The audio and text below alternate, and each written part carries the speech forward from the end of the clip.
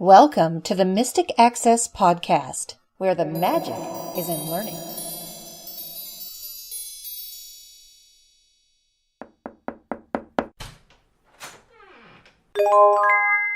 Hello, everybody, and welcome to this edition of the Mystic Access Podcast. She's Kim. He's Chris. And she's Lisa.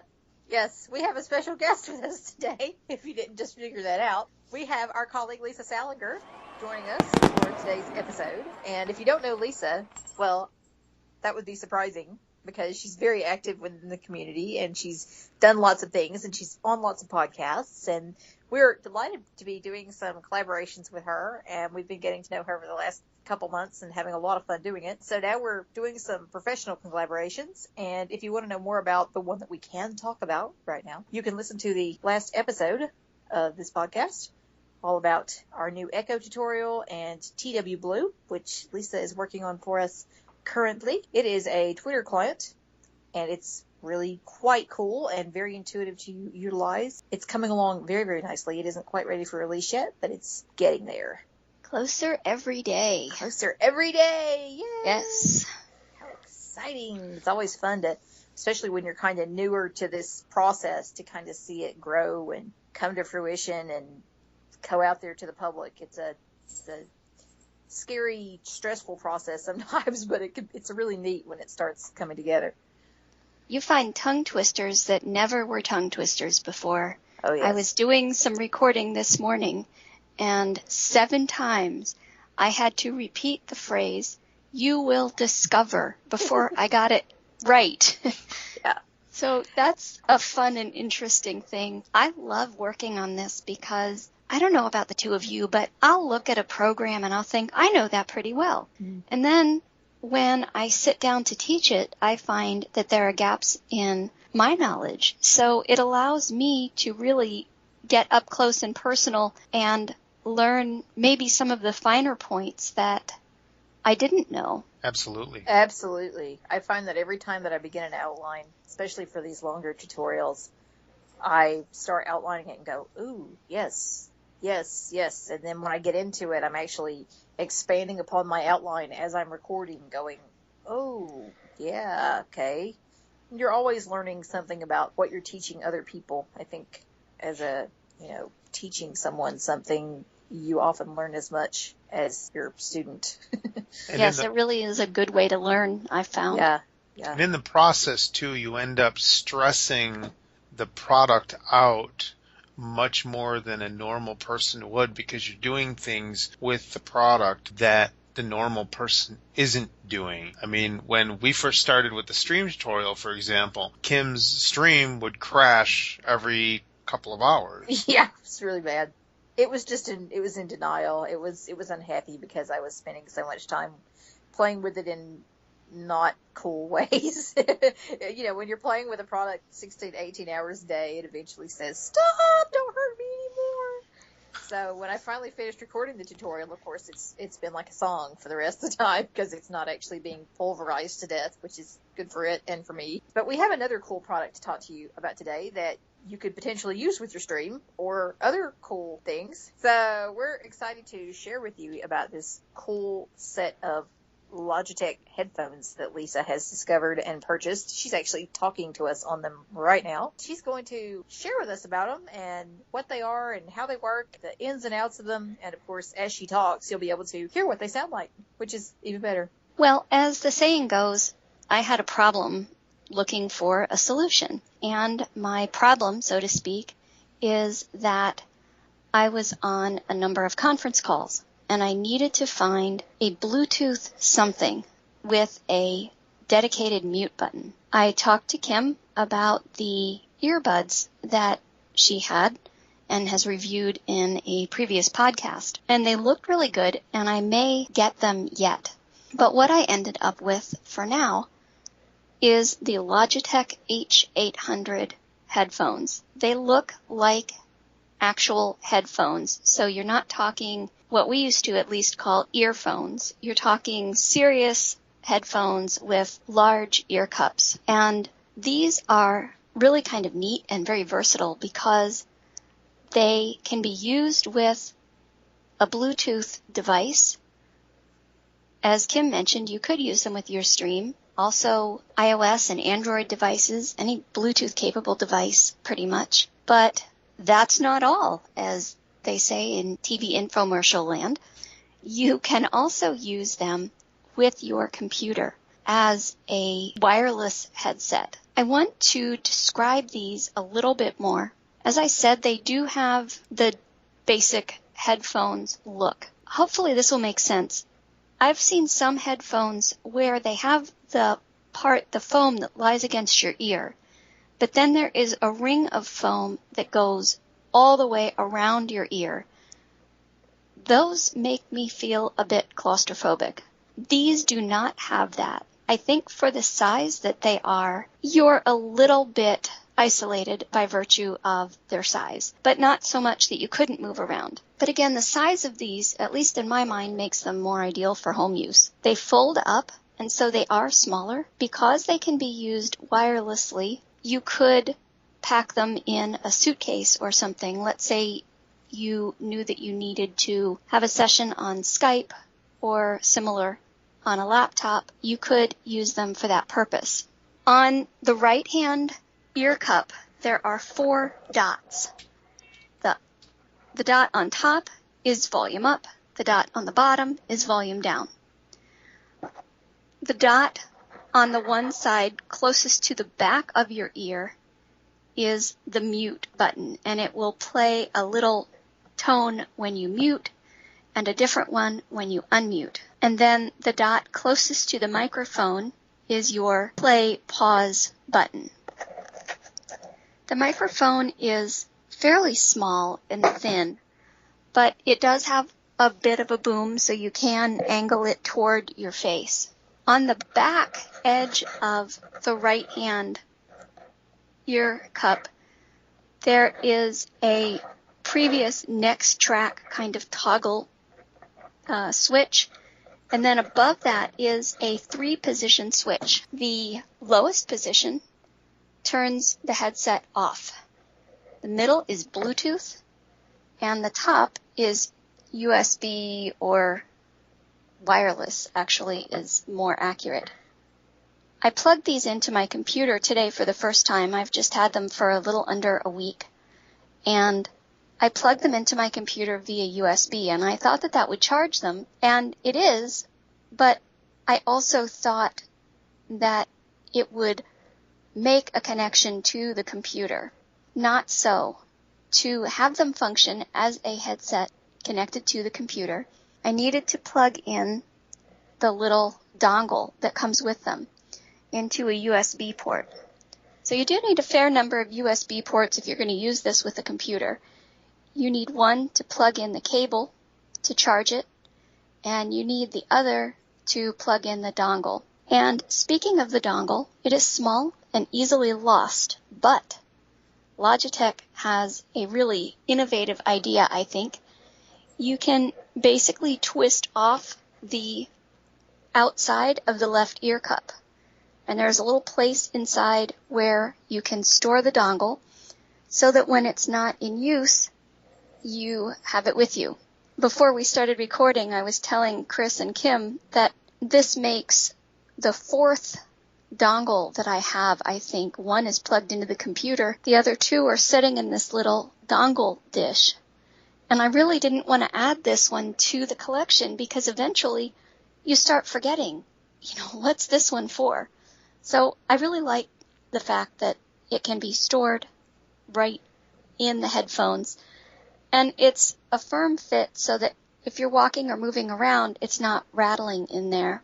There are 2 other things that I neglected to mention briefly about this. One is that at the bottom on the right-hand side is the place into which you plug in the USB cable, and the headband that goes around the top is padded. I at least think of the larger sets sometimes as uncomfortable and unwieldy. This is probably the most comfortable headset for its size that I have used. I do have a question. When you purchased these headphones, was the dongle already inside of the earphone, or was it in somewhere else in the box? Good question. It was in a little sealed and taped kind of place in the box, and you had to remove the tape. And I know some people who also got this headset because, you ask for a recommendation for something, which is what I did on a mailing list. And other people said, oh, I'd like to get that too. And some people had trouble opening I call it the little lid to get the dongle out. But really, if you just put 2 fingers on that and twist it counterclockwise, yes, counterclockwise is correct. It's a little hard to do that while it's on your head. But if you twist it counterclockwise, that will come off, and then you'll be able to pretty easily feel where the dongle belongs. I suggest doing it over a desk or table the first time because you have several pieces, and until you figure out where things go, you could drop something. You don't want dog or cat tooth marks in the dongle, fun things like that, or to step on it. So that would be kind of my suggestion. Yeah, because I remember the reason I did ask that was I bought a Microsoft keyboard probably about a year ago, and I was searching the box for the dongle. I knew it had one, but I couldn't find it. And they ended up storing it in its own little compartment within the battery compartment. I was almost to the point where I didn't receive this dongle. That's kind of where I was going. So it's good to know where it is, something like that at least. It would have been nice had they said that. I didn't know that it was kind of attached to the box, but I did download the manual, and it wasn't the manual, I don't think. I think it was the user reviews where they said, you can store it in there. One thing too, and it's funny because you can have 2 people order the same device and their experiences will be different. I know of one person who ordered this who was a little disappointed because this is not one of the absolute newest headsets. There is no way that you can press and hold or do a double press and hold on the play button and activate Siri to make a call. This never even occurred to me because I don't use my phone that way, but this person does. That is something also to consider. Uh-huh. I have a couple questions about this. One of which is, I assume that the charge is a micro USB, yes? Yes. Excellent. The other question that I have was the charging cable. You talked about the charging cable and how it needed to be plugged in conjunction with the dongle. Is it removable? Yeah, you just unplug one end from the headset and the other end from the USB port. Okay. Yep. Okay, so the dongle and the cable are two separate entities. Things. Yeah, that's Yes. what I thought. Yeah. I just want to make sure the charging cable was removable from the headset. I assumed it was, but Yes. I thought might as well check on that and find out. This is not the most talkative of headsets. Some Bluetooth headsets and earpieces, when you turn them on, they talk to you. This does not. You'll get a beep once it's connected, either Bluetooth or wirelessly. You'll get a beep when you mute and unmute, and I haven't used it to this point yet, but apparently you will get a series of beeps when you have about 30 minutes of talk time remaining. That's good to know. It's always helpful to kind of have some kind of battery meter thing to allow you to say, help, I'm growing low. Yeah. Please charge me. Yep, exactly. Do you know if the Bluetooth, the pairing beep is different from, say, the beep when it connects to wireless? Right, yeah. No, it's really not. And Okay. It's kind of a soft beep, so it might be difficult for some people to hear. Okay. But you really wouldn't need those two differentiated because the position of the switch would tell you which mode you were in. Good Yep. point. Yep. Yep, that's true. I like the fact that it does both. I think that's got a nice advantage that you can get one headset and you can use it wirelessly or with Bluetooth. And either way, you have the portability to walk around with it to some degree and be able to play with it, which is nice. Yeah, some conference calls are webinar style, so it's very nice. For example, if I need to multitask a little bit, I can mute myself and walk around and not be kind of tied to the desk. Yeah, Sounds like a really good headset. I think it sounds very clear. What do you think, Kim? I do too. I think it's clear. I think it's nice. It sounds crisp, which is great. Have you played any music through it yet? Do you know if music sounds good through it? Pretty good. I don't have the most discerning ear. Something has to be really bad for me to notice. I'm probably not the best person to ask, but I'm happy with it. Yeah. I've played a little bit of music. I've played part of an Audible book, and I've also used it in Voice Dream Reader. Yay! Yeah. Very nice. And that's kind of why I asked, was because, you know, people are going to be using these for different purposes, and it's one of those questions that people will probably think, well, if I want to listen to my collection of 50,000 albums that I've stored on my SD card, will that work? Oh, and I also need to make a correction now that I said SD card. Since the stream is not natively a Bluetooth device, you would have to have a Bluetooth transmitter in order to utilize it with a set of critters like these. So I want to make sure that everyone understands that in order to make the stream natively work with this, you would have to have it probably connected to a transmitter first. It works. All right. Okay, that's good to know. Yeah. So, yeah, that's how that would work if you want to use it with something that has a 3.5 millimeter headphone jack, because you couldn't plug it in. Obviously, since there's no USB, you can't plug it in wirelessly that way. And since it doesn't have Bluetooth, you would need a transmitter in order to make them play nicely together. When I was listening to music, I decided for whatever reason to listen to a little bit of music by the Piano Guys. And that's piano and cello and has a fairly nice range. And Sure. I was happy with it. But again, I'm easily pleased, I think. Mm-hmm. And people need to remember, too, that these headphones, we haven't really said this yet, but the headphones are $60-ish. We're going to have the link in the show notes to let you know exactly how much those are, but they're around $60. This is not an audiophile set Right. of headphones, so that's just something to keep in mind when you're making this purchase. This is a versatile budget operation. Yes. How's that? Absolutely. That's excellent. Yeah, that's what we like. So a link to the Logitechs will be in the show notes, as always, and if you have any questions, you can contact us, or you can contact Lisa, because Lisa now has her very own Mystic Access email address, which is lisa@mysticaccess.com.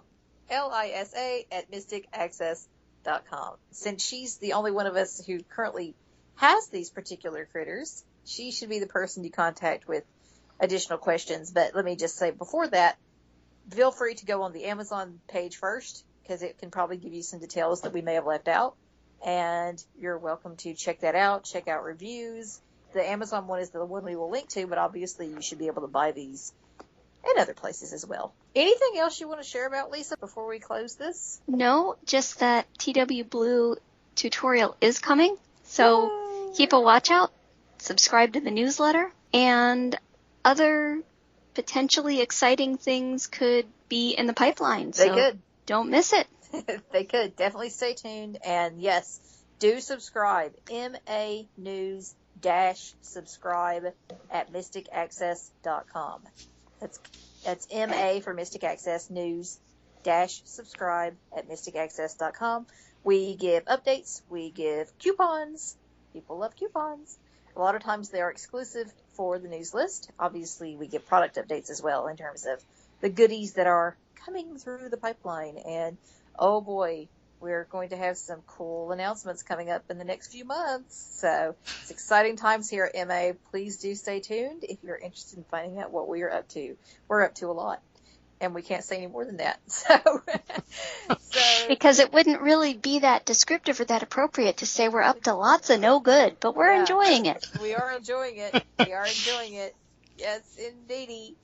So definitely stay tuned. As always, we appreciate your support and for being part of our podcast listener family. It's always enjoyable to hear from you guys. If you have any questions, comments, as always, you can call us 716-543-3323, or you can email us info@mysticaccess.com. That will reach both Chris and myself, and we can get back to you and help to answer any questions. Just to note, for those who are curious, yes, we do take phone orders. We've gotten a lot of people calling us lately saying, can you take my order over the phone? Yes, we absolutely may. Please feel free to, if you're uncomfortable for whatever reason ordering through the site, call us and we'll be happy to take care of you. And Lisa's email address, again, is lisa@mysticaccess.com. It is. Have a good night, everybody. Bye. Thanks, guys. Bye. Bye.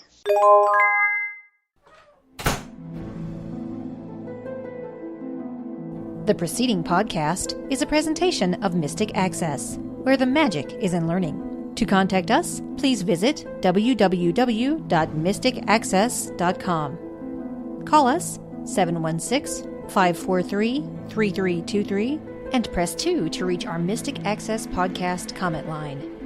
Email us at show@mysticaccesspodcast.com and follow us on Twitter at twitter.com/mysticaccess. Would you like to spread the word about our podcasts? Please tell your friends and colleagues to visit us at www.mysticaccesspodcast.com. If you enjoy what you hear on our podcasts, feel free to leave us an iTunes rating and review. We certainly appreciate those. Also, you may feel free to use our podcasts in your own RSS feed. Just be sure that all of our contact information is left intact. Thanks for spreading the word, and thanks for listening. We hope that you have enjoyed this episode.